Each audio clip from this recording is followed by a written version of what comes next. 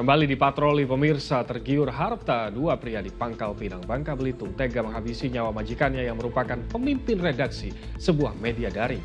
Kedua tersangka membawa kabur mobil korban untuk dijual sebagai modal main judi daring.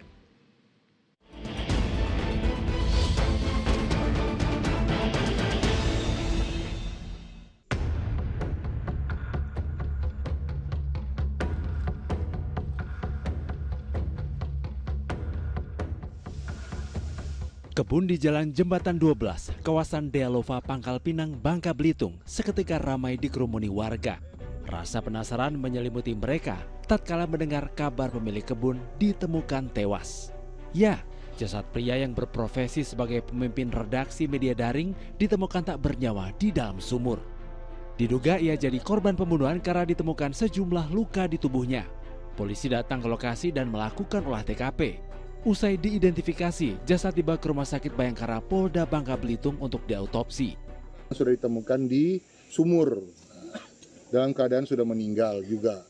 Ini sudah kita angkat mayatnya untuk dilakukan otopsi lanjut, seperti apa sehingga dia meninggalnya sampai akhirnya dimasukkan ke sumur. Sebelum ditemukan tewas di dalam sumur, korban sempat berpamitan pergi ke kebun pada istrinya. Sejak itu korban sudah tak bisa dihubungi. Keluarga yang menaruh curiga melaporkan kejadian tersebut ke polisi. Berbekal penyelidikan mendalam dan keterangan saksi, polisi akhirnya meringkus dua tersangka pembunuhan yang mencengangkan. Keduanya merupakan tukang kebun yang baru 2 bulan bekerja di lahan milik korban. Mereka ditangkap di Palembang, Sumatera Selatan saat membawa kabur mobil milik majikannya. Para tersangka mengaku nekat membunuh korban karena membutuhkan uang. Mobil yang mereka rampas sedianya akan dijual untuk dijadikan modal bermain judi daring.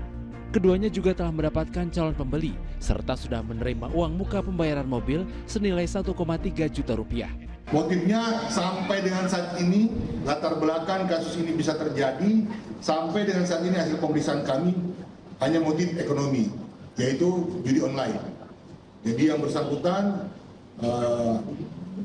apa istilahnya, tercandu oleh judi online, candu judi online, berpikir bagaimana caranya mendapatkan uang secara cepat.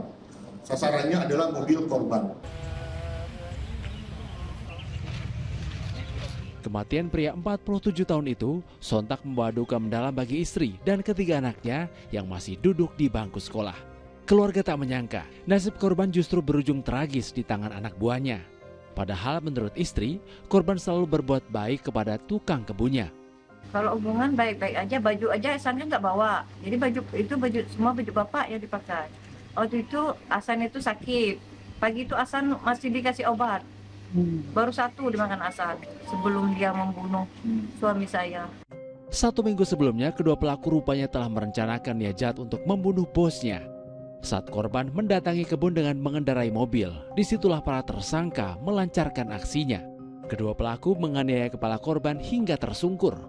Untuk menghilangkan jejak, pelaku memasukkan jasad majikan ke dalam sumur. Keduanya lantas membawa mobil milik korban untuk dijual. Atas perbuatan keji yang dilakukan, tersangka dikenakan pasal pembunuhan berencana dengan ancaman hukuman mati. Tim Liputan melaporkan.